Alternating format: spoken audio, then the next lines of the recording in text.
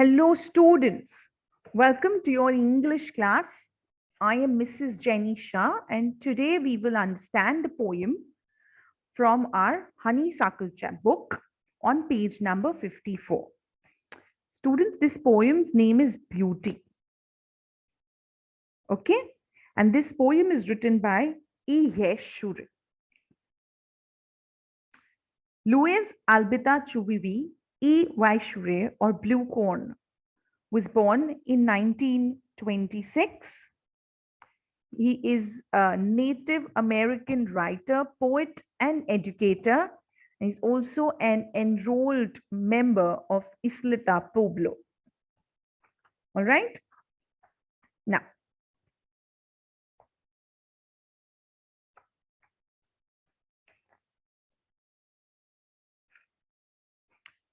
this poet, he was a writer, a poet, and an educator. Okay, she was born and raised in New Mexico.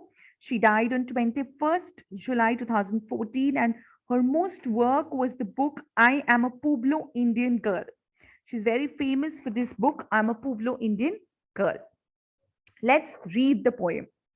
Beauty is seen in the sunlight, the trees, the birds, corn growing, and people working or dancing for their harvest. So, in this first paragraph, we see that beauty is seen everywhere during the day. We see beauty in the trees, birds, corn, working people, dancing farmers. Everywhere you can see the beauty. Beauty is heard in the night, wind sighing, rain falling, or singer chanting, anything in the earnest. So in the second paragraph, the poet is talking about the beauty that you can hear in the night time, in the form of sighing, wind, falling rain, singing, etc.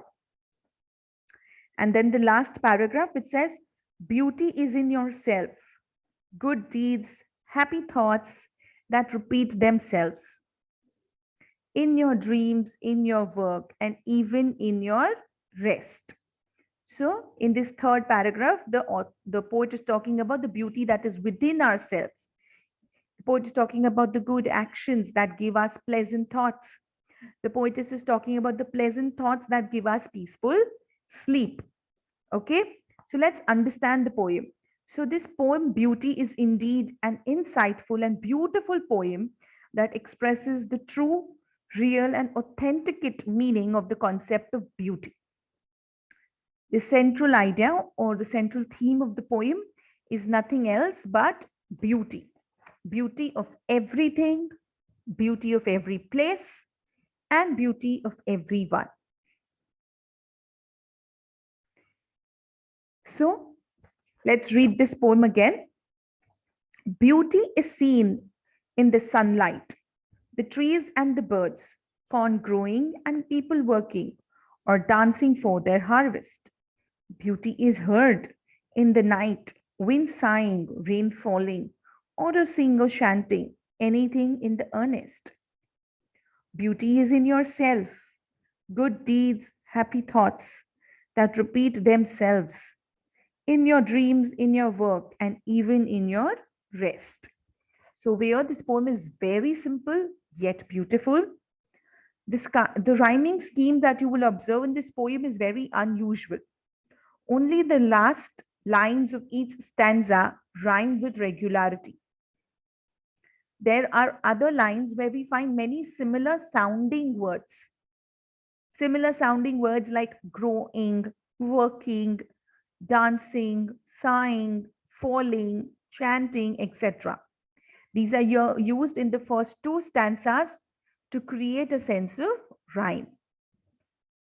The choice of vocabulary and the language used in this poem is very simple and easy to understand.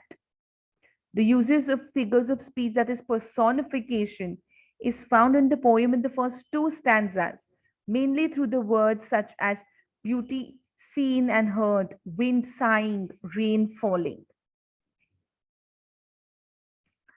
Through the first stanza, the poetess stresses upon the fact that beauty is present in the sunlight, the trees, the birds, the crops, the people, etc. All these various aspects of nature perform the respective task of well being of all beings, in the sense that there is a certain mutuality among these aspects. Each of them do each other some good, and hence they strike a proper balance, which is a beauty in itself.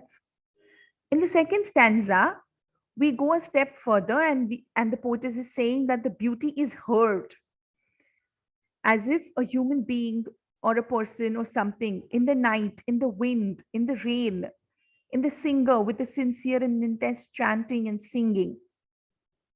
Night is the time for rest, and the poetess hears the presence of beauty in the silence of the dark nights and even the other aspects of nature, which is now further enhanced by the enchanting voice of the singer.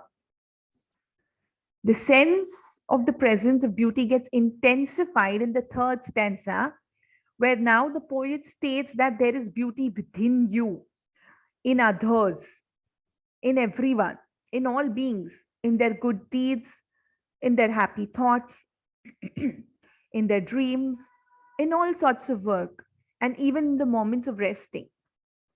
To stress the presence of beauty in the minuteness of all, the poetess says that whether people are engaged in variety of works or they are sleeping, there is beauty in everything, everywhere, and in everyone.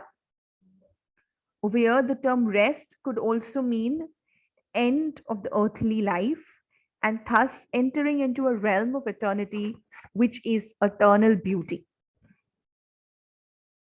So the poetess, through the poem Beauty, convinces us in a gentle yet firm manner with a sense of conviction that beauty is everywhere, in the things around us, in the birds, insects, fields, crops, in every being and in every thought, in dreams, in works, and even in the time of our rest. In short, beauty is everywhere and everywhere has beauty. Beauty is in everyone and everyone is encompassed in the eternity of beauty. The message that we get from this poem is that worldly material don't count as much as the natural beauties. These are some question and answers that I feel extra question and answers for this chapter. How does the poetess define beauty? Over here, beauty is in all aspects of nature. All good things, good actions, and all the phases are beautiful. Why do people dance for their harvest? People dance for their harvest because they are pleased to gather their crops and they're content with the fruits of their labor in the harvest field. Can you name some beautiful things you have seen or heard? I think this is also there in the textbook. One of the questions of the textbook. The beautiful things like chirping of birds, whistling of the winds, swaying of the trees, laughing children, smiling old folks, thundering sea waves, soothing seashores. So many other aspects of nature can be seen and heard. Beauty is in yourself. How do you say that? One can feel beauty in oneself, in others, in variety of things, and so on. Noble deeds, kind words, generous and loving thoughts, and acts of love and charity make us beautiful. Where does beauty lie? Beauty lies in the happy thoughts, kind words, good deeds, and actions. So, according to the poetess, beauty is everywhere and it is seen in everyone. The real beauty can be seen in the sunlight, trees, and birds, and in growing corn, people working and dancing for the harvest. The poetess does not agree with the traditional thinking about the beauty. Now, the poetess is talking about how beauty can not only be seen, but it can be heard as well. When the wind breezes, rain falls, singer sings, anything from the sincerity from the core of his or her heart can be heard. Over here, the poetess also says that the beauty lies within ourselves, in our good deeds, happy thoughts, which are repeated in our dreams, in our work, even when we rest. The poetess says that if we do things then we are happy, and if we are happy, our mind is at rest. So this was a beautiful poem about beauty, students. I hope you got the understanding of the word beauty correctly. With this, we end today's class. Students, you all know when you do a poem, you will write the poem down in your notebooks. All right? With this, I complete my class today with you all. Stay home, stay safe, take care, keep smiling. Thank you.